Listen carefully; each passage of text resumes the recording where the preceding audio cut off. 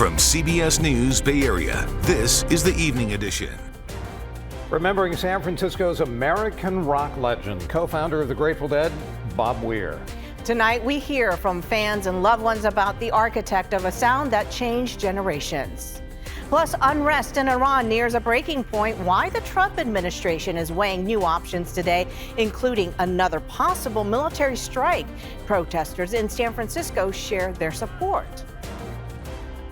It's heartbreaking. I feel bad that I'm here safe. I'm just asking for help. Please help Iran. We want regime change. We don't want Islamic Republic of Iran. Also back in the Bay Area, the 49ers shocked the Eagles in Philadelphia. We're live at a wild card watch party. And let's get straight to Amanda Harry at that watch party in Oakland. Amanda, I'm just imagining it is just absolutely bonkers where you are. Yeah, people are cheering. They're very, very excited about this win. It was very close. They were behind for part of the game. This crowd got a little bit down, but they believed in their Niners. They are always faithful, and they believed that they were going to win this game, and they pulled it out at the end, beating the defending Super Bowl champs. This was a big win. We still have people hanging out here celebrating this win. I heard people driving by, cheering for the Niners, honking their horns, just very, very excited that this postseason is going to continue. And this is a big postseason because we have the Super Bowl here in the Bay Area at Levi's. And to have the Niners still have an opportunity to be in that is a big thing for all of these fans. They're all excited for next week and ready to cheer their team on to another win. All right, thank you so much, Amanda. And our other top story tonight in the tributes to founding member of the Grateful Dead, Bob Weir, continue to pour in after his passing yesterday, including on the field in today's NFL wildcard game between the 49ers and the Eagles. Tight end George Kittle honoring Weir by writing "Dead Forever" on his ankle tape wrapped around his cleats. And a musical tribute to Grateful Dead guitarist Bob Weir from the fans who followed him for decades. John Ramos shows us how other Deadheads in San Francisco are honoring Weir's legacy. The Grateful Dead became a symbol of the psychedelic counterculture of the 1960s. But unlike a lot of bands, their music endured, gathering generations of new fans who are now feeling a bit numb at the news of Bob Weir's passing.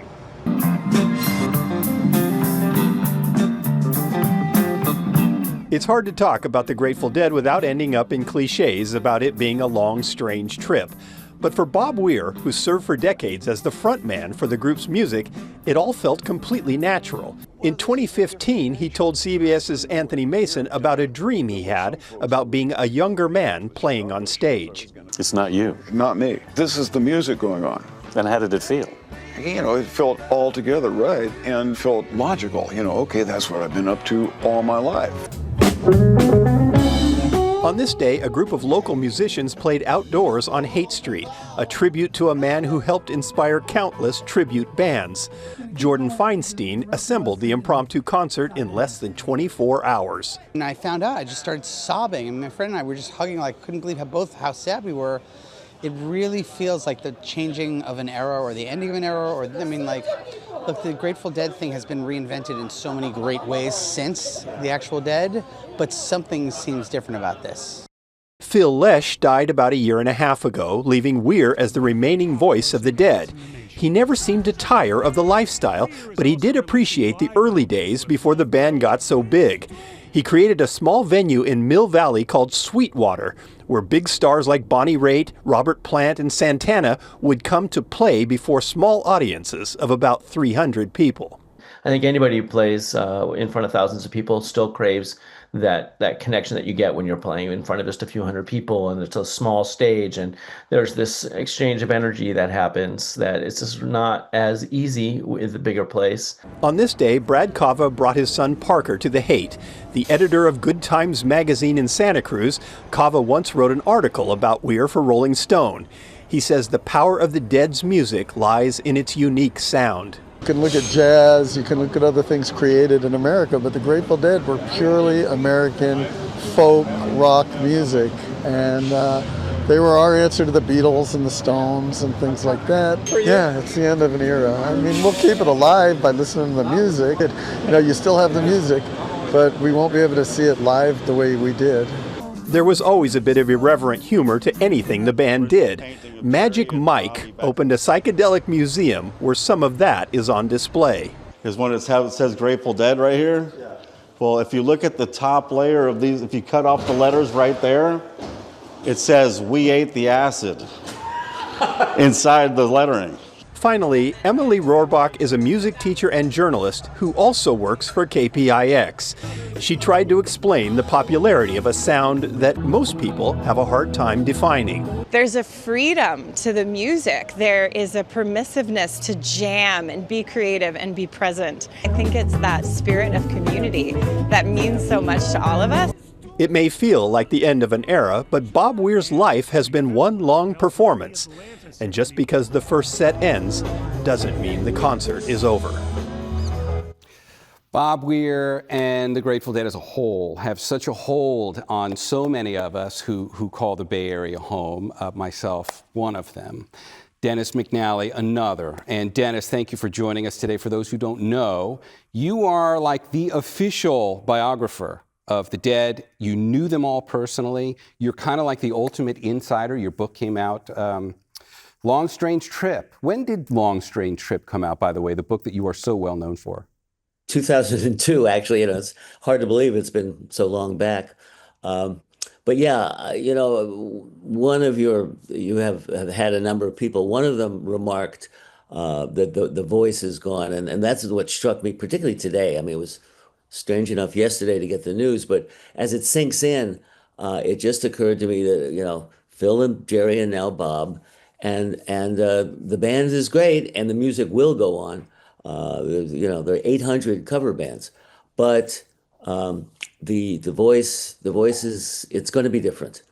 And speaking of the music going on, one of the things that Bob was very clear about in these last several years was this legacy. I mean, we just had the 60th anniversary here in Golden Gate Park. Interestingly enough, he had just been diagnosed with cancer a month before that. He took the stage for those shows knowing he had cancer. He beat that cancer, apparently. The details are still coming out from family members and those who knew him. And then he succumbed to complications in his lung, probably from that. But through this whole period, he'd been becoming more and more clear about this notion of a legacy, and he felt he had a responsibility at this stage of his life to ensure this legacy would continue to go on after they were all no longer with us. Can you share a little of what you've heard him say about that? Well, it's not only that the legacy go on, but that it go on in this truly creative way. His most recent setup was called the Wolf Pack, where he had horns and a cello and a full band. And I called it Bob Weir's Big Band. And it was a way of listening to Grateful Dead music in a different way. And that's Bobby. He was stubborn and an individualist and creative and devoted to all that. God bless him. Yeah, I think very well put. One last thing I'll share is, right before we came to this story, we were talking about the Niners. George Kittle had written on his socks today, apparently, Dead Forever.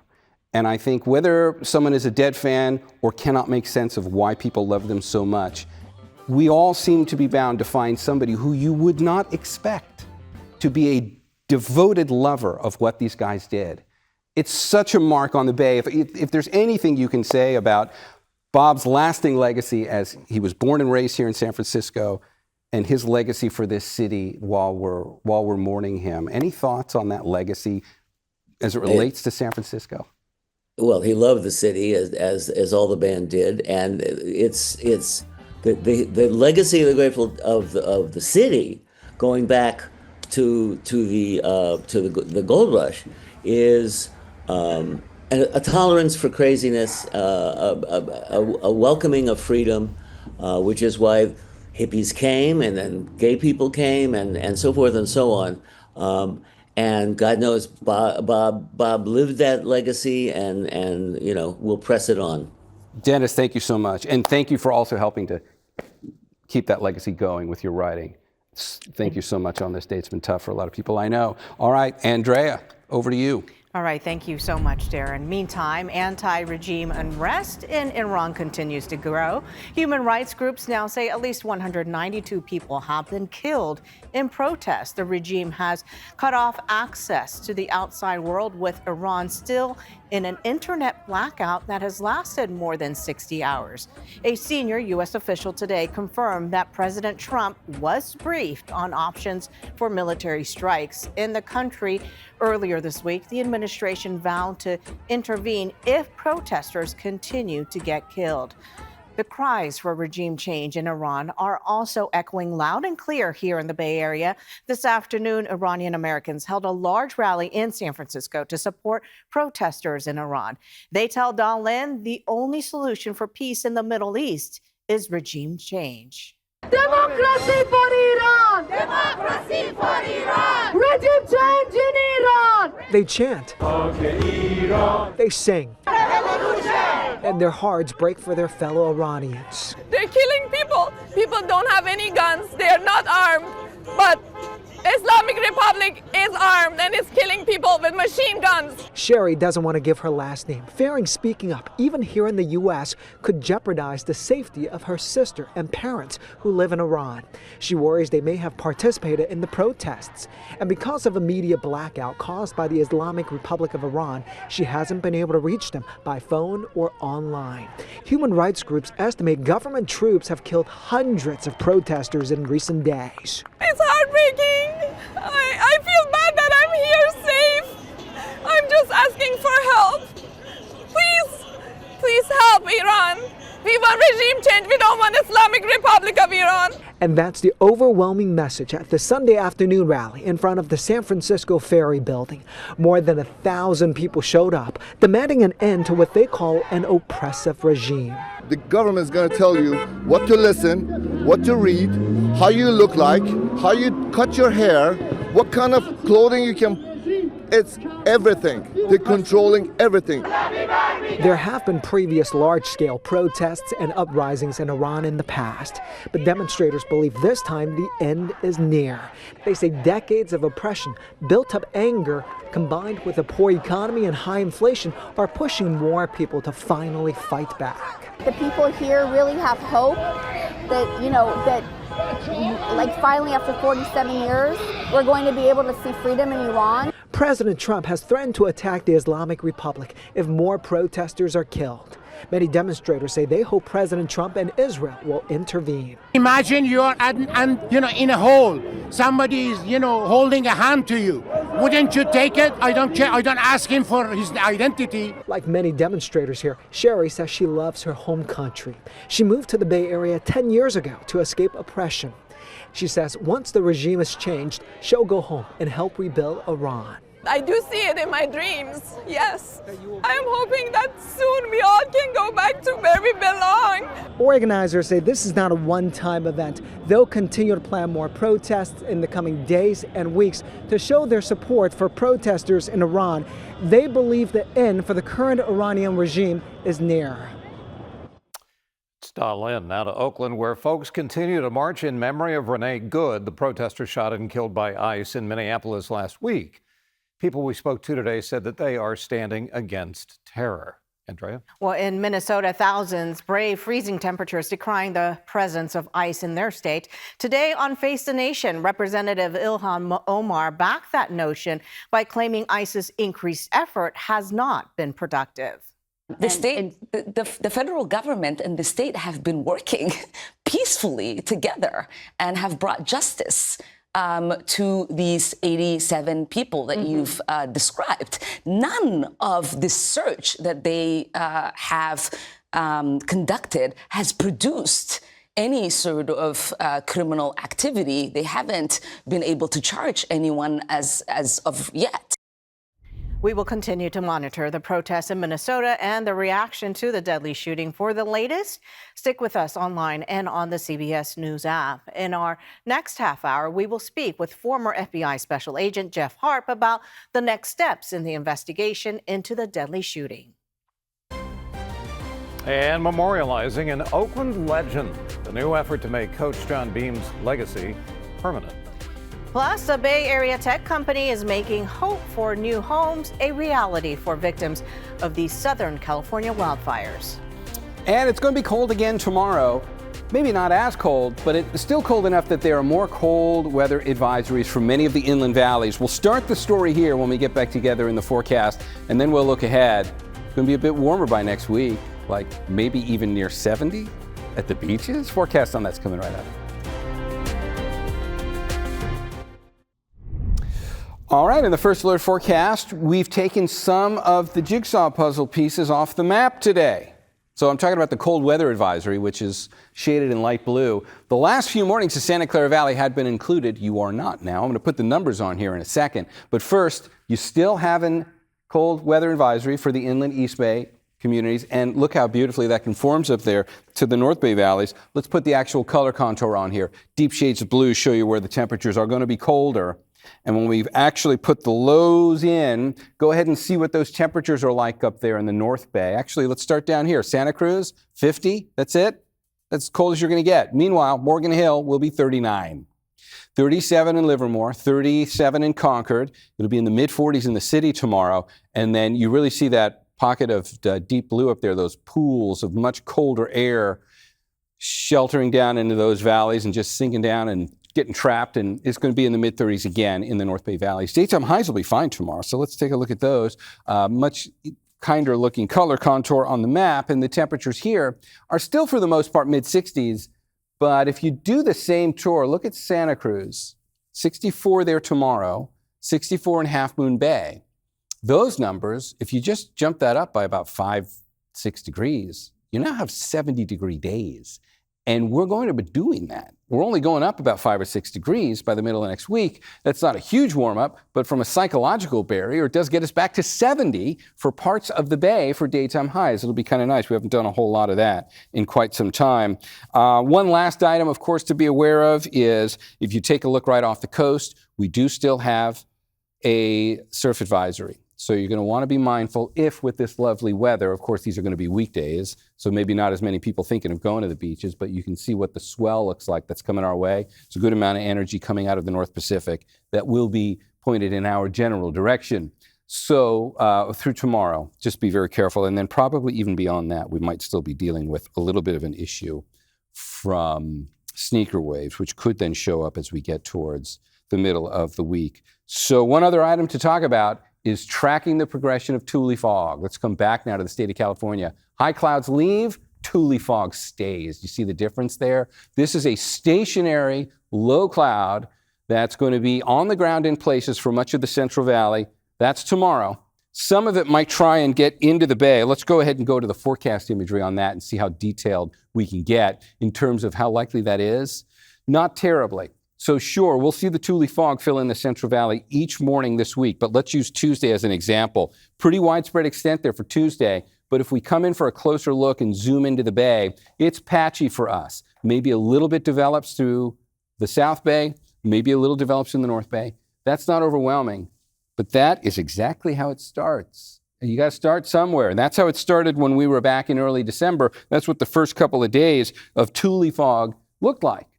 And then if we stay locked in this pattern for too long, it will be able to keep growing off of that each day. And when you look at the 7-day forecast, there really is not a significant change coming our way. There's no rain in our forecast until, if we're lucky, the end of the month. And that center of high pressure is probably going to keep allowing the Thule fog to grow. So we'll keep you updated on that as we progress through the next week. All right, Andrea, over to you. All right, thank you so much, Darren. Well, there is an effort to make a permanent tribute to legendary football coach John Beam. Today, loved ones announced they are raising money to raise a bronze statue of John Beam. And just yesterday, the town turned out to honor the man who made a way for dozens of NFL athletes. Friends and former players say he was a coach both on and off the field, but his cherished two daughters spoke out about his favorite title as grandpa. Black coach, white coach, brown coach, purple coach. You say you're going to be there for them. Will you actually be there? Coach John Beam is known for having a very large extended family, but at home, he was surrounded by the love of three very special women in his life, his wife Cindy and his two daughters, Sonia and Monica. I was born in the middle of football season, and if you ask my dad, that was no coincidence. He always said it was perfect timing, early enough in the morning so he could be there with my mom, hold me, and then still make it back up the hill to Skyline in time for practice. Through the pain and tears, they shared fond memories of the man they called Dad. My dad called me his mini-me. We're a lot alike. But one of the greatest gifts I got from him was a desire to constantly learn and be curious. Even in his 60s, he was still learning and evolving. Most everyone here knew my dad as Coach Beam. But there was another side of him, softer, sweeter, and somehow even more profound. The version of him who was Bappa to my two girls. And this was his absolute favorite title. Many of his closest friends also spoke at the memorial, each of them thanking his family. He was loved by thousands, and he reciprocated. He loved all those thousands back. But he didn't love none of us like that Cindy, Monica, and Sonia, okay? And they shared him with us, and that was big time. Oakland Mayor Barbara Lee and Congresswoman Latifah Simon also talked about what Coach Beam meant to his community, especially the many players and students he impacted over the years. Cindy, Monica, and Sonia, I love Coach. One of the greatest lessons that he left me with was the example of how he fiercely loved his girls. And so I want to love and lift up my own two daughters in that same way, the same way that John loved you all. We from the town, make some noise in this thing. Yeah. You were so much more than a football coach. You were my hero, my mentor, and the most important person in my life. You believed in me before I believed in myself. And that belief changed who I am. His daughters say while he passionately loved them all, his grandchildren held a very special place in his heart. His tragic death took away valuable time with his grandkids, but what Coach Beam stood for will be shared for generations to come. Legacy isn't measured by trophies or titles. It's measured by who you show up for, who you believe in, who you protect, uplift, and love again and again. My dad showed up everywhere, for everyone, all the time. And coming up, it's been 1 year since the LA wildfires, how a Bay Area company is using robots to help rebuild the burn zones. And welcome back. This week marks 1 year since wildfires erupted across Los Angeles County. The disaster still a raw wound in the communities of Altadena and Pacific Palisades. At least 31 people were killed in the Eaton and Palisades fires. Around 17,000 homes and businesses were destroyed. Most have not been rebuilt. The city of Los Angeles has approved less than half of the more than 3,000 applications to rebuild. It's forcing many people into another year of temporary housing. At a remembrance earlier this week, some wildfire survivors were candid about their experiences and hardships in the past year. I felt like my feet have not been on the ground. I felt like I'm moving in a cloud. It feels so unreal. I lost a sense of safety and stability that home represented. Losing our home meant losing our independence. Since the fires, about 70% of people who were displaced are still out of their homes. Around 900 homes are under construction and could possibly be on pace to be completed later this year. It's incredible. I've been down there to look at that, and it is just block after block after block after mile of nothing, just leveled houses. And it took them a long time just to level the houses and haul it away. But one San Francisco-based company has deployed its robotic technology to Los Angeles County to now rebuild homes in those burn zones. Kenny Choi shows us how the company is trying to transform the future of construction.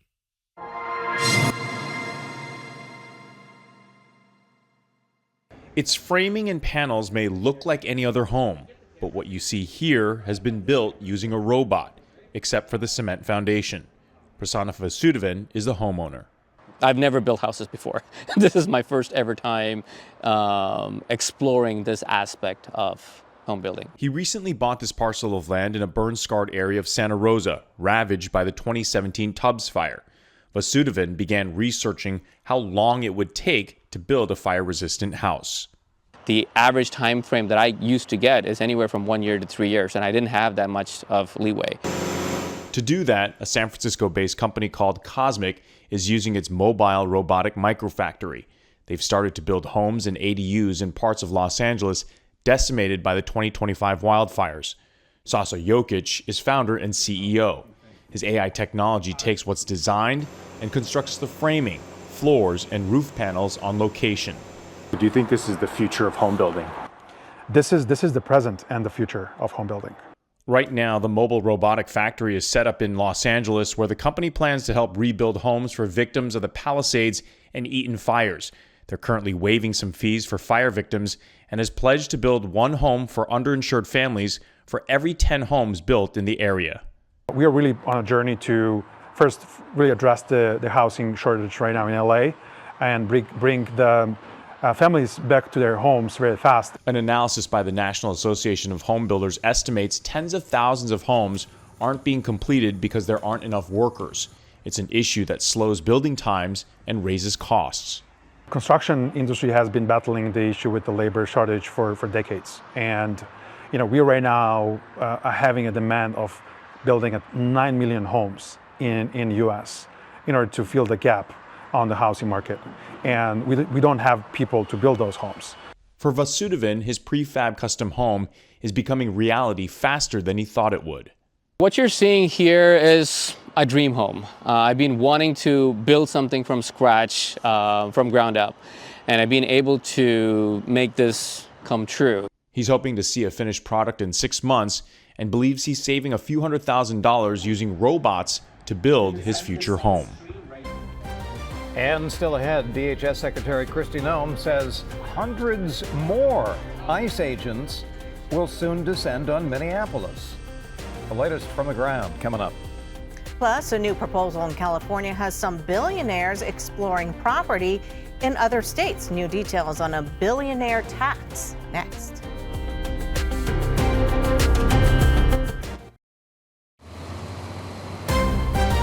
From CBS News Bay Area, this is the Evening Edition. And now at 6:30, more protests 4 days after a woman was shot and killed by an ICE agent in Minneapolis. And a new proposal is turning up the heat on California's billionaires. Welcome back. More ICE protests happening nationwide following the shooting death of Renee Good in Minneapolis. This comes as there is scrutiny over who should be taking over the full investigation of the shooting. Nicole Skanga has the details. Around the nation, demonstrators continue to protest the shooting death of 37-year-old Renee Good. Good was killed by an ICE agent on Wednesday while driving her SUV down a snowy Minneapolis street.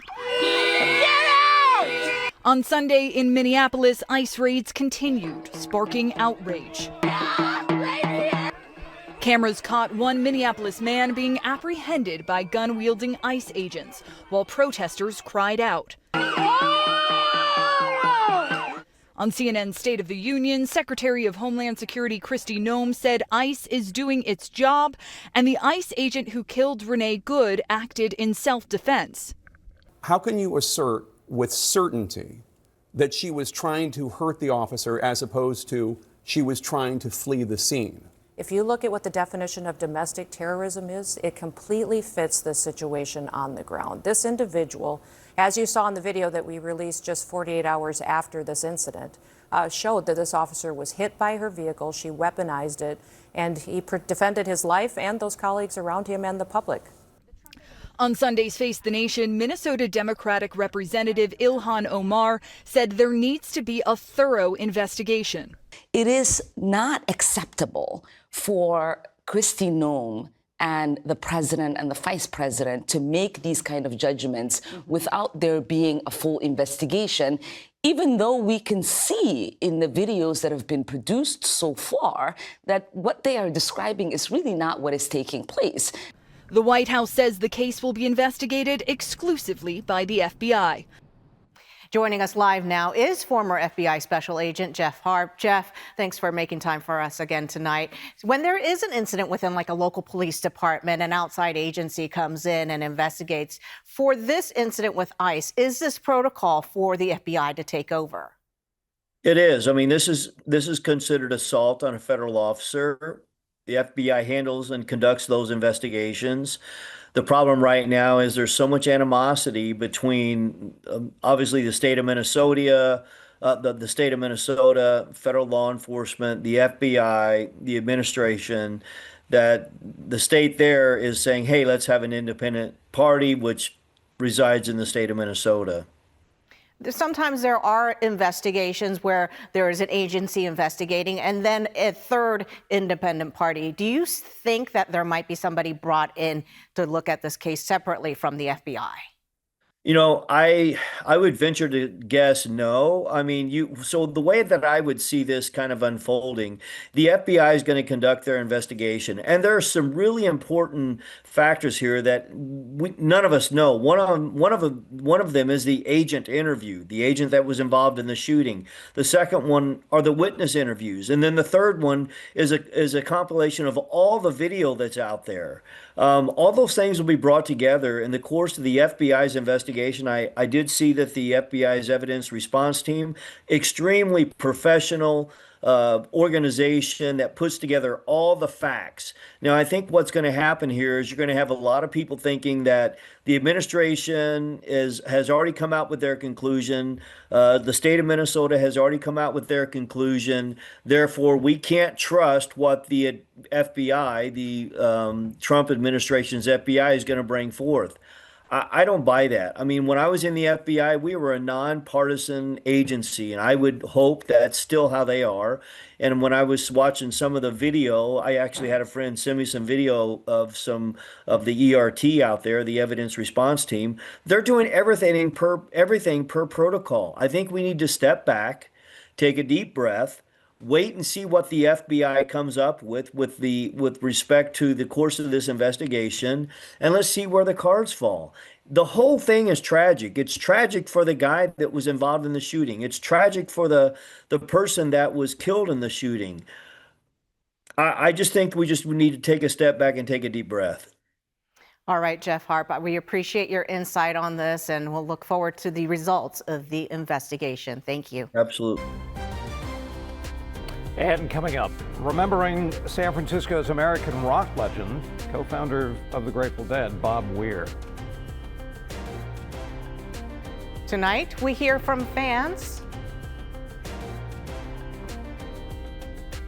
And we'll be right back after this. And welcome back. There are new details emerging about a controversial proposal here in California to tax its wealthiest residents. Don't worry, you're not among them.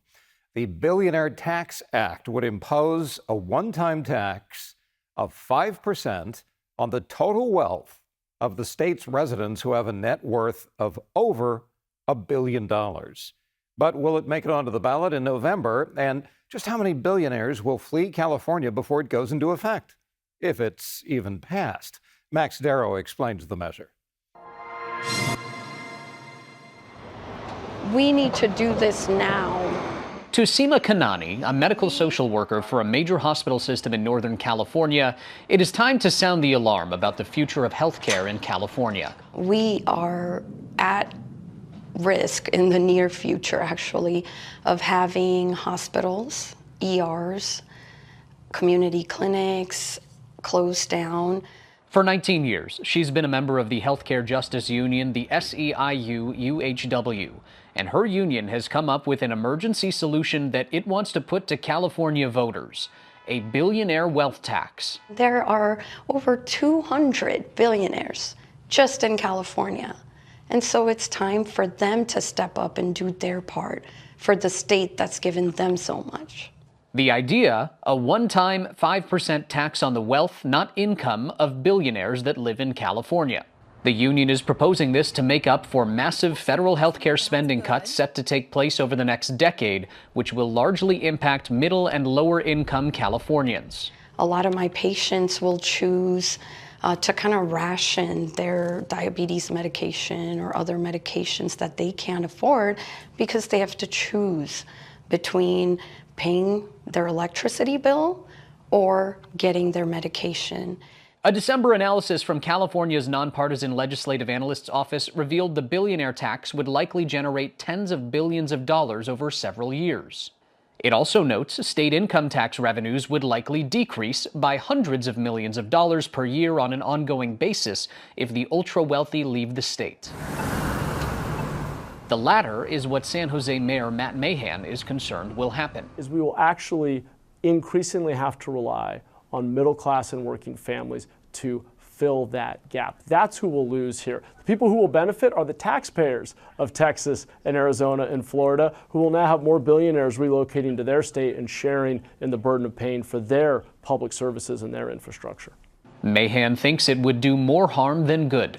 It's incredibly risky. We're talking about putting at risk the driver of our economy, the job creation engine of California, for a one-time tax to subsidize a system that is rife with waste, fraud, and abuse. He says there are bigger picture solutions needed for addressing wealth inequality.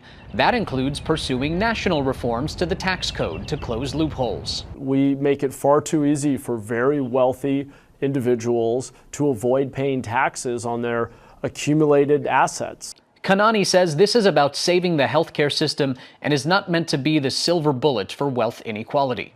The life and the American dream that California is known for is not going to exist if the healthcare collapse happens. So I would welcome anyone that has other ways to tackle it to suggest so. She's hopeful the proposition will receive enough signatures and ultimately will be put to the voters in November. Okay, first we'll talk about the cold for tomorrow. We'll get you ready for Monday, which will be at least less cold than the last couple of days, but there's still a cold weather advisory for many of us. Then we're going to look ahead. Why have we stopped talking about rain completely in this forecast? There's none in the next 7 days. But how much longer might this forecast go without rain? We'll look at that coming up after the break. So cool to look at the map on here where you can see the topography, the higher elevation hills down there. Warmer. Look at the valleys. Look at Salinas Valley. Look at Santa Clara Valley. Look at the Central Valley out there. The deep blues are all down in the low spots. Look at the bay as a whole. Look at the North Bay. That's where we're going to have some of our colder numbers. Let's just get those temperatures on here. We'll be in the low 30s there, low to mid 30s there. And now we'll just quickly walk this back down to the south, and I'll show you what daytime highs will look like tomorrow. There is a cold weather advisory for North Bay and inland East Bay communities tomorrow because of those temperatures. It's going to be cold, but daytime highs are going to be pretty nice. That's what it looks like in terms of a nice little warm up coming your way. You'll be in the low to mid 50s, maybe even some low 60s coming our way.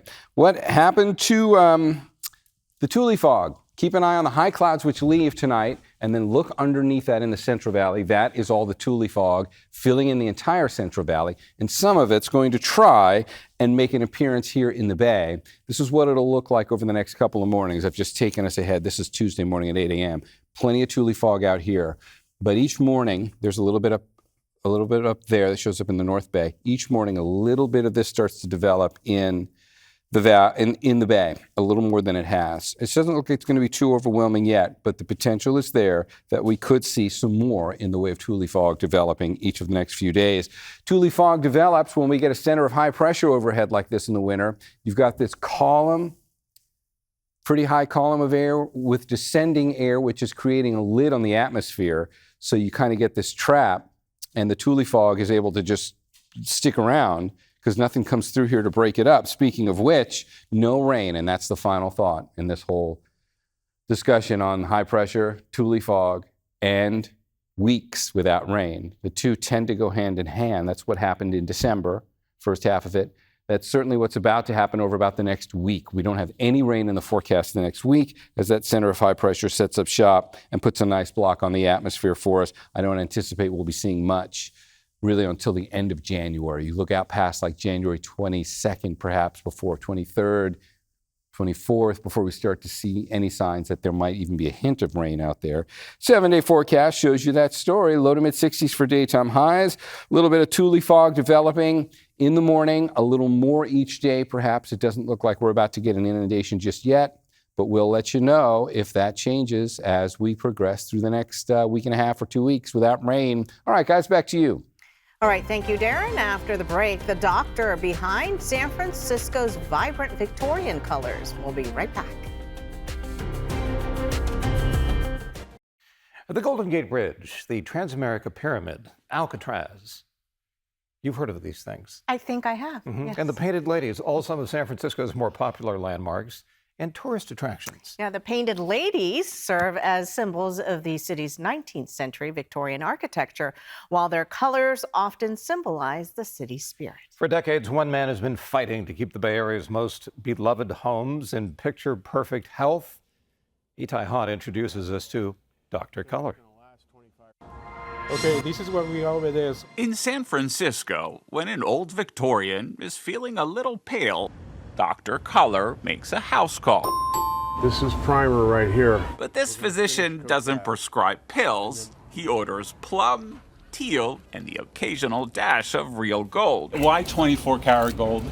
Because it's going to last 25 or 30 years. San Francisco is known for its colorful Victorians, and few people have shaped that signature look more than Dr. Color, otherwise known as Bob Buchter. We're talking 18,000 jobs just in San Francisco. 18,000. Over a 56-year period. The purple. His latest patient, a Victorian from the 1870s, currently owned by Sue Pierce. You want to have the colors relate to each other in that classic way. When you see these beautiful Victorians around town, you want your house to look like that. For years, many of these homes fell out of fashion and into disrepair.